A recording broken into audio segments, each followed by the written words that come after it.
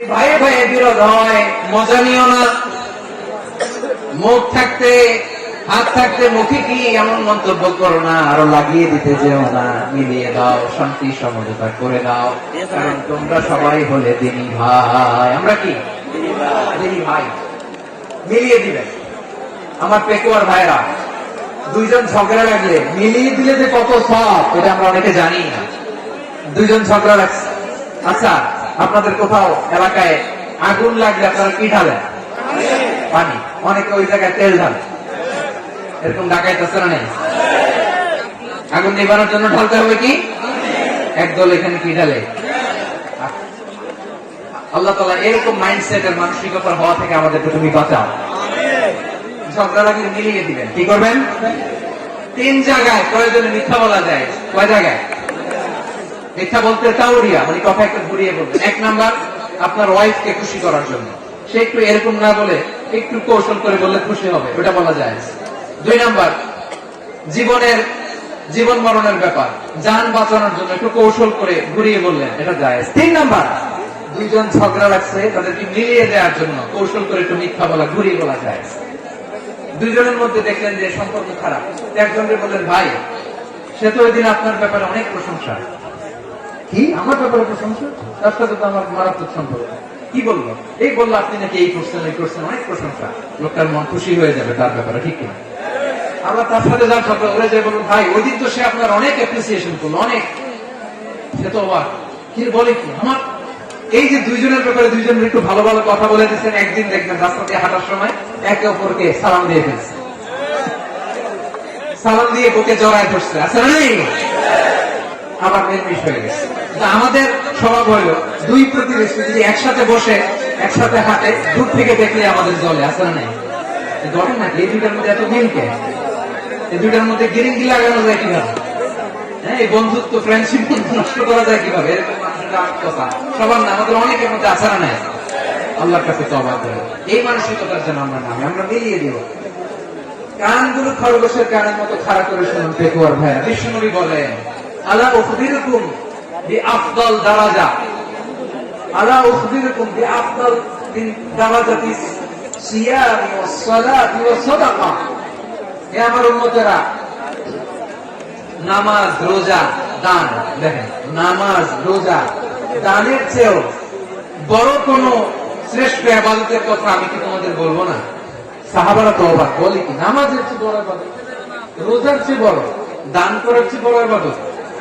সাহাবীরা বললেন, বালা ইয়া রাসূলুল্লাহ। নবী বলেন, বিশ্বনবী বললেন, নামাজের চেয়েও বড়, রোজার চেয়েও বড়, যাকাতের চেয়েও বড়, সাদাকার চেয়েও বড় একটা ইবাদত আছে, আমি কি তোমাদের বলবো না? সাহাবারা বললেন, ইয়া রাসূলুল্লাহ, বালা, অবশ্যই বলবেন, সেটা কি? বিশ্বনবী বললেন, ইসলাহু যাতিল বাইন। দুইজন যখন ঝগড়া লেগেছে, তোমার দুই ভাই যখন ঝগড়া লেগেছে, এই দুইজনের মধ্যে বিরোধ মিটিয়ে মীমাংসা করে দেয়া হচ্ছে সবচাইতে সেরা কাজ।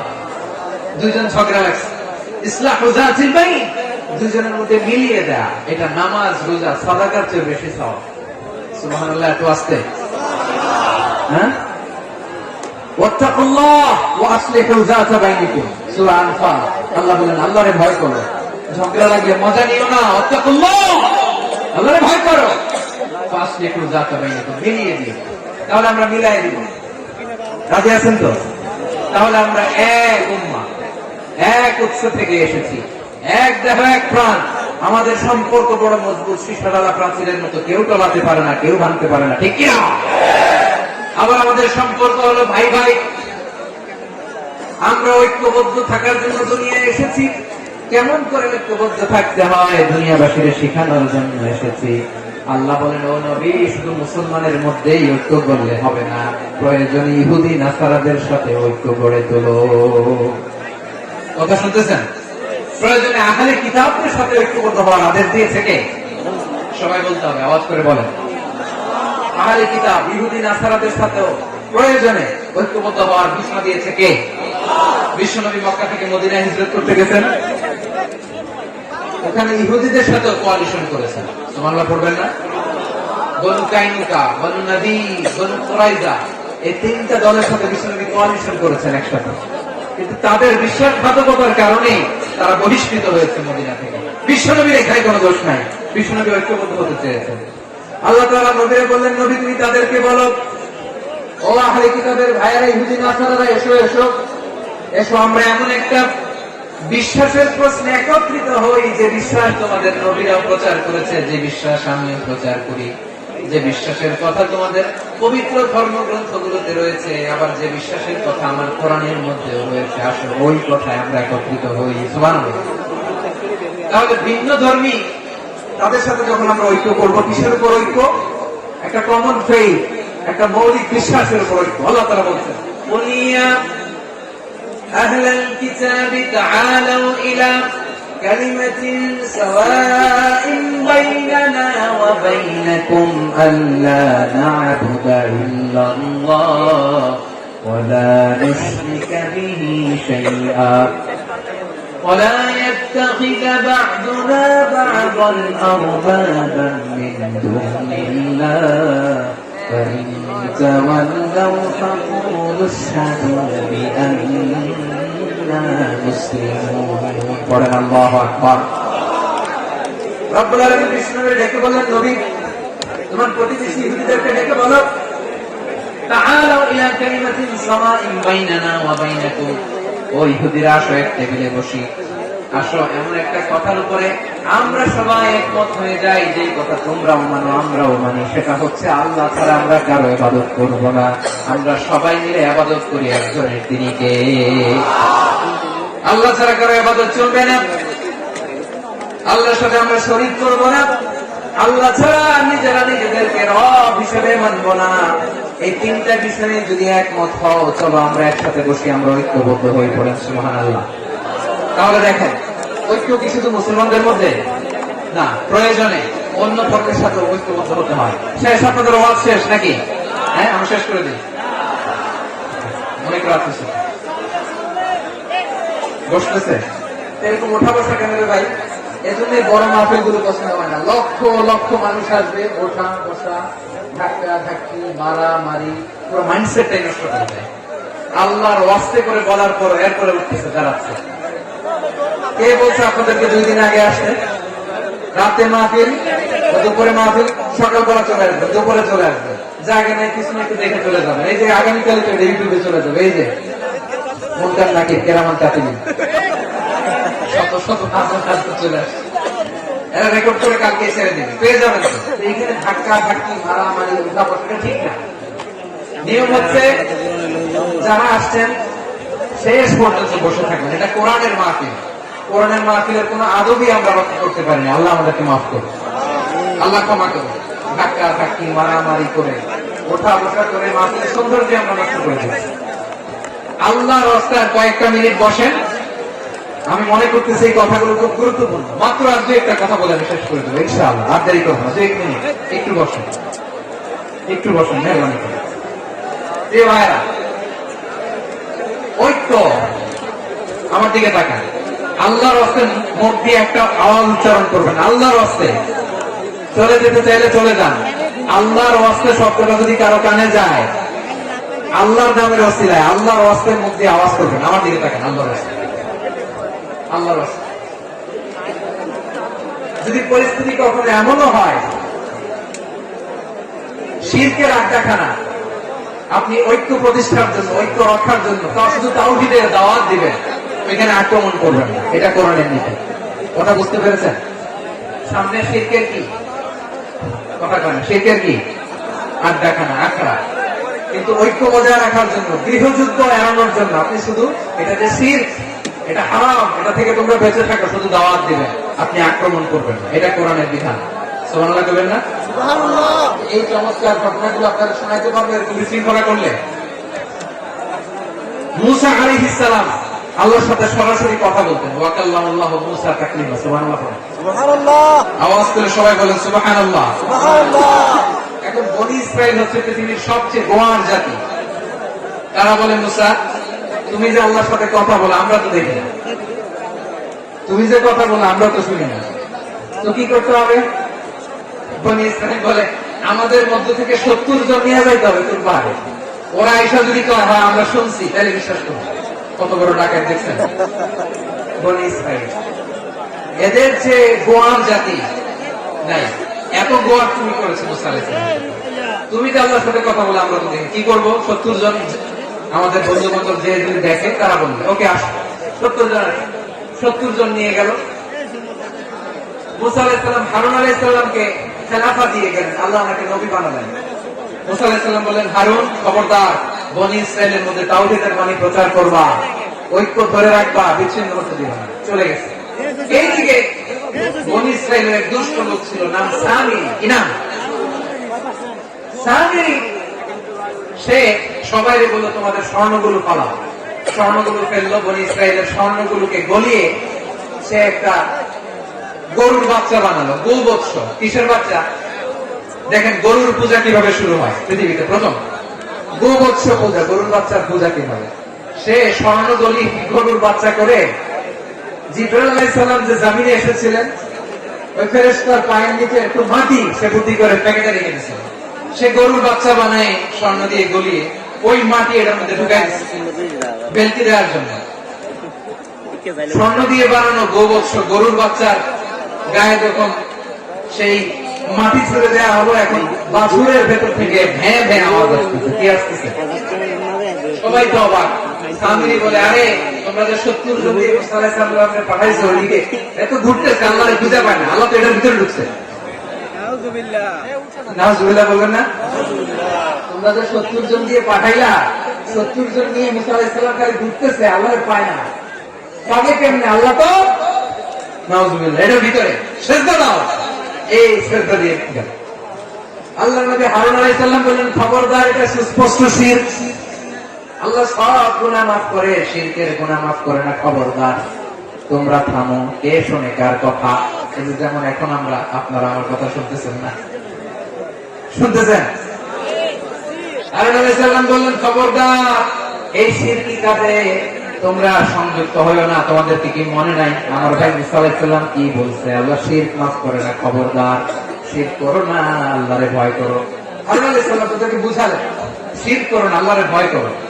শুধু এতটুকুই তিনি বুঝালেন, দাওয়াতি কাজ পালন করলেন, কিন্তু প্রতিরোধ করেন নাই, সশস্ত্র সংগ্রামে লিপ্ত হন নাই, বাধা দেন নাই। কারণ গৃহযুদ্ধ বেঁধে যেতে পারে। উনি ভাবলেন, আমি যদি আমার বাহিনী নিয়ে দাওয়াত দেওয়ার সাথে সাথে প্রতিরোধ করি, আক্রমণ করি, ওরাও আমারে আক্রমণ করবে, ব্লাডশিট হবে, রক্তপাত, এমন অবস্থা হবে বনি ইসরাইলের মধ্যে যেটা হয়তো আমার ভাই মুসাও কন্ট্রোল করতে পারবে না।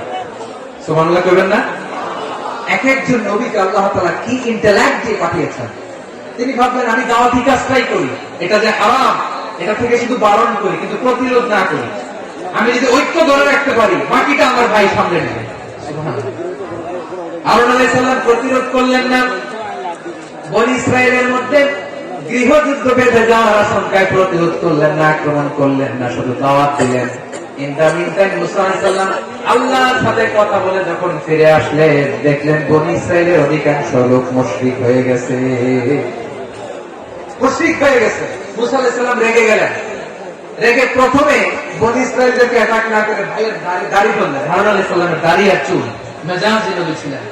কারণ তুমি কি করলা? তোমার কি দায়িত্ব দিয়ে গেলাম? তুমি কি করলা? তুমি থাকতে বনি ইসরাইল কেমন করে শিরকের কাজে নিমজ্জিত হয়ে যায়? সাইয়েদনা হারুন আলাইহিস সালাম বললেন, ইন্নী, কোরআন থেকে কোট করছি, ইন্নী খাশীতু আন তাকুলা ফাররাকতা বাইনা বনি ইসরাঈলা ওয়া লাম তারকুব কওলি। ও আমার ভাই, আমার দাড়ি ধরবেন না, আমার মারবেন না। আমি ভয় করেছি, আমি ভয় পেয়েছি, না জানি আপনি বলেন তুমি কেন আপনি এসে আমার যদি বলেন তুমি কেন ঐক্য ধরে রাখলে না, কেন মারামারি হলো, কেন রক্তপাত হলো, তোমার এই দায়িত্ব আমি দিয়ে দিয়েছিলাম, আমার কথার দিকে তুমি ভ্রুক্ষেপ করো নাই। আমি যে বলছি তাওহীদের বাণী প্রচার করবা আর ঐক্য ধরে রাখবা, আমার কথা কি শোনো নাই? আপনি আমার ধমকাবেন, এই জন্য আমি প্রতিরোধ করি নাই, আক্রমণ করি নাই, গৃহযুদ্ধ আটকানোর জন্য, কিন্তু আমি দাওয়াত দিয়েছি। সুবহানাল্লাহ। ঐক্য ধরে রেখেছেন। মুসা আলাইহিস সালাম মুহূর্তেই সামিরীকে আক্রমণ করলেন, অ্যাটাক করলেন, শাস্তি দিলেন। মুহূর্তেই এই গোবৎস গরুর বাছুরকে ভেঙে চুড়ে মেসাকার করে সাগরের মধ্যে ভাসিয়ে দিলেন। পুরো বনি ইসরায়েলকে আবার তাওহীদের উপর প্রতিষ্ঠিত করলেন। বলেন সুবহানাল্লাহ। এই ঘটনা থেকে শিক্ষা কি? শিক্ষা হচ্ছে আপনি শিরকের আড্ডাখানা দেখলেও বৃহৎ স্বার্থে তাওহীদের দাওয়াত দিবেন, প্রয়োজনে আপনি ঐক্য নষ্ট করবেন না। সুবহানাল্লাহ করবেন না? তাহলে ঐক্যের গুরুত্ব বেশি না কম? বলেন, আওয়াজ করে বলেন। ওয়াতাসিমু বিহাবলিল্লাহি জামিআ, আল্লাহর রশিকে আঁকড়ে ধরো। ওয়ালা তাফাররাকু, তোমরা বিচ্ছিন্ন হয়ো না। পেকুয়ার ভাইরা আওয়াজ করে বলেন তো, আদেশ পাকা আল্লাহ। এখন বলেন, আমাদের ঐক্যবদ্ধ জীবনের দরকার আছে না নাই? এই যে ডক্টর মোহাম্মদ ইউনূস আমাদের লিডার, উনি যে আমাদেরকে জাতীয় ঐক্যের আহ্বান জানিয়েছে, ওনার আহ্বানে আমাদের সাড়া দেওয়ার দরকার আছে না নাই? রাজনীতিবিদদের যে ডাকছে, খুশি লাগে না আপনার? আলেমদের ডাকছে, খুশি লাগে নাই? আলহামদুলিল্লাহ বলবেন না? আলহামদুলিল্লাহ। সবাইকে ডেকেছে, ঐক্যবদ্ধ করেছে। আমরা ঐক্যবদ্ধ থাকতে চাই, আমরা ঐক্যবদ্ধ জীবন চাই, আমরা আর গাদা ছোড়াছড়ি করতে চাই না। রাজি আছেন সবাই? এখন আমরা যদি ঐক্য নষ্ট করি, আমাদের কি সমস্যা, কি ক্ষতি, কি কুফল? অনৈক্যের কুফল কি?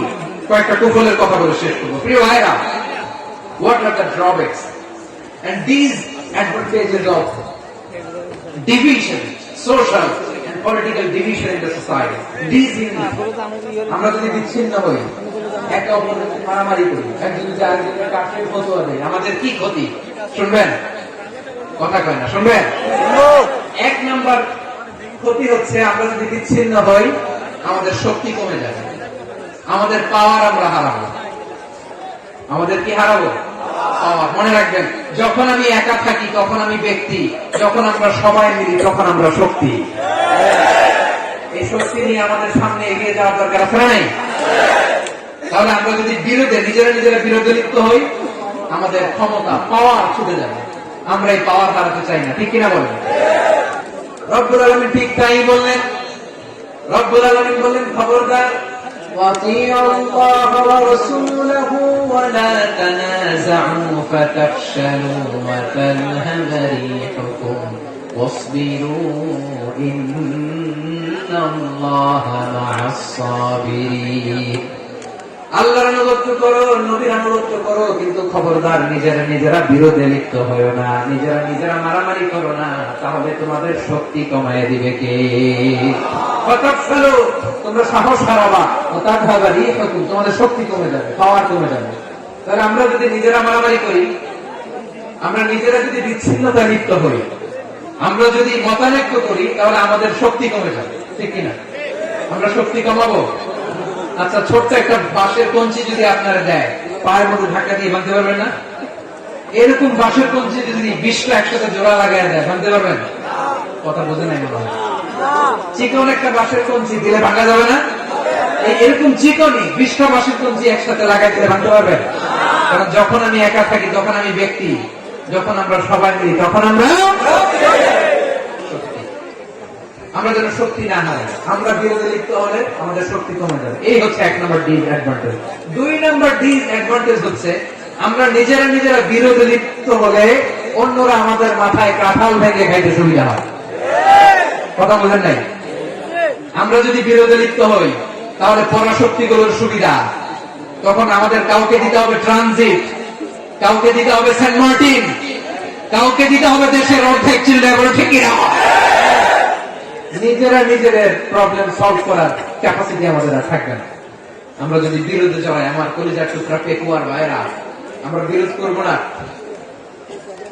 আমরা বিচ্ছিন্ন হব না। নিজেরা বিরোধে জড়ালে পরাশক্তিগুলো আমাদের মাথায় কাঁঠাল ভেঙে খায়। তখন ভারতের পিছনে দৌড়াতে, আমেরিকার পিছনে দৌড়াতে আমাদের জুতার তলা ক্ষয় হইয়া যাইবে। নিজেদের প্রবলেম সলভ করা যাবে না। আমরা যদি অন্যের পিছনে না দৌড়াতাম আর এই বিরুদ্ধে খাওয়াতে পারতাম, বাংলাদেশ আজকে যেখানে আছে তার কমপক্ষে 50 গুণ সামনে থাকতে চিল্লায় বলেন ঠিক কিনা? তাহলে 1 নম্বর ক্ষতি হচ্ছে, আমাদের পাওয়ার লেস হয়ে যায়, আমরা দুর্বল হই যদি আমরা বিরোধ করি। 2 নম্বর হচ্ছে, পরাশক্তিগুলোর সুবিধা নেই। 3 নম্বর হচ্ছে, আমাদের উন্নয়ন, দেশের উন্নতি, অগ্রগতি, এটা স্থবির হয়ে যায়, এটা বাধাগ্রস্ত হয়। প্রিয় ভাই, ইউনিটি, ঐক্য হচ্ছে একটা দেশের উন্নয়নের মূল ভিত্তি। দুজন কইছে ঠিক। এদিকে এখন কয়েকদিন বসে ঠিক। ঐক্য হচ্ছে একটা দেশের, জাতীয় ঐক্য হচ্ছে কোন দেশের উন্নয়ন অগ্রগতির মূল ভিত্তি, ঠিক কিনা বলেন?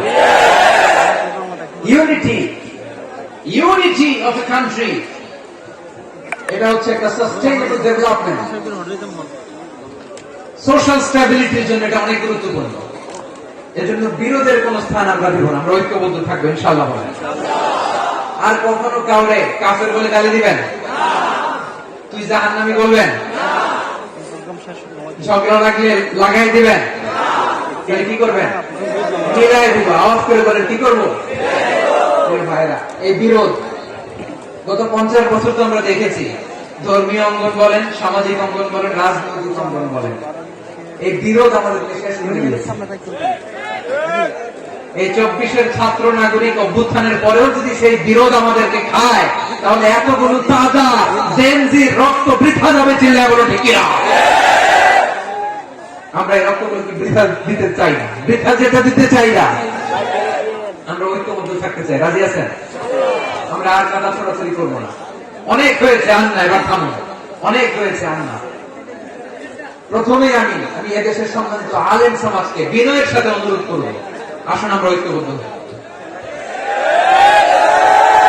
আজকে এই পেকুয়া ঐতিহাসিক তাফসীরুল কোরআনের প্রোগ্রাম থেকে আমি সম্মানিত আমার মাথার তাজ ওলামাদেরকে জাতীয় ঐক্যের আহ্বান জানাই। পেকুয়ার এই ঐতিহাসিক তাফসীরুল কোরআনের প্রোগ্রাম থেকে আমি আমার সম্মানিত রাজনৈতিক ব্যক্তিবর্গদেরকে জাতীয় ঐক্যের আহ্বান জানাই। অনেক হয়েছে আন্না, আধিপত্যবাদকে রুখে দিতে হবে, বাংলাদেশের বিরুদ্ধে যে কোনো ধরনের ষড়যন্ত্রকে রুখে দিতে হবে, জাতীয় ঐক্যের কোনো বিকল্প নাই, চিল্লায় বলো ঠিক কিনা?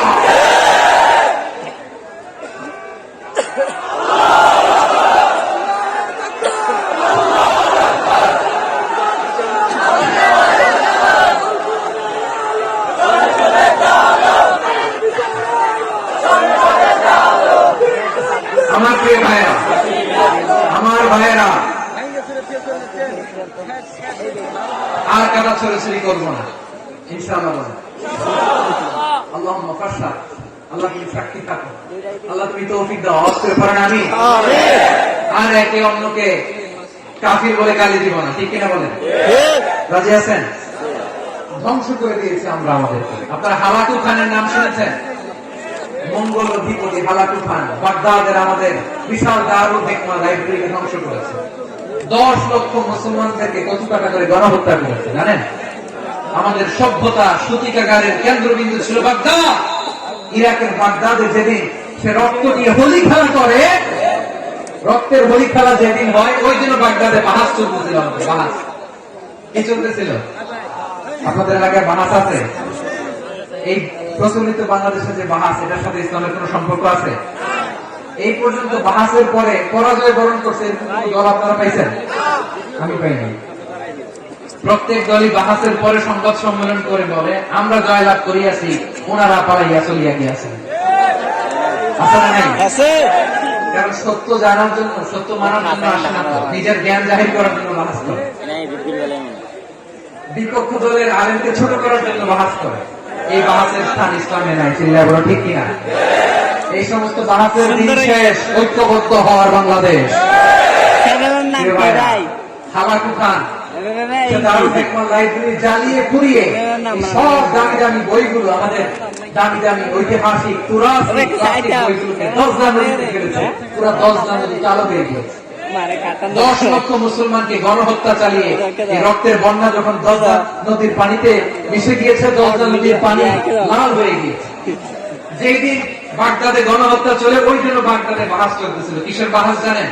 মেসওয়াক, ডান মারি থেকে করা সুন্নাহ, এটা আমরা জানি। এখন কি উপরের মারি না, নিচের মারি, বাহাসের বিষয়। এই বাহাস করবেন আপনারা? বিশ্ব যখন এগিয়ে চলেছে, আমরা তখন বসে বিবি তালাকের ফতোয়া খুঁজেছি কোরআন হাদিস চষে। তালাক ইসলামের অনেক গুরুত্বপূর্ণ অনুষঙ্গ। তালাক কোরআনের একটা সূরা। কিভাবে তালাক হবে না হবে আমাদের ফুকাহায়ে ইকরাম, আমাদের আকাবেররা সব বলে গিয়েছেন, সব জানা। আপনি হয় এটা মানবেন না ওইটা নিয়ে বাহাতের দরকার নেই, ওইটা নিয়ে মারামারির স্থান ইসলামে নাই। আওয়াজ করে বলেন ঠিক কিনা? একজন সেকুলার ভাইরা শেষ কথা বলি, আওয়াজ করে বলেন আমরা ঐক্যবদ্ধ হতে চাই কি চাই না? চান? এই যে আমি বিনয়ের সাথে আলেম সমাজকে জাতীয় ঐক্যের আহ্বান জানালাম, এটার সাথে আপনারা সম্মতি প্রকাশ করেছেন? বিনয়ের সাথে আজকের এই পেকুয়ার ময়দান থেকে আমাদের রাজনৈতিক নেতৃবৃন্দদেরকে জাতীয় ঐক্যের আহ্বান জানাই, আপনারা সম্মতি প্রকাশ করেছেন? কিভাবে আমরা ঐক্য প্রক্রিয়াতে এগিয়ে যাব? শেষ কথা বলি একেবারে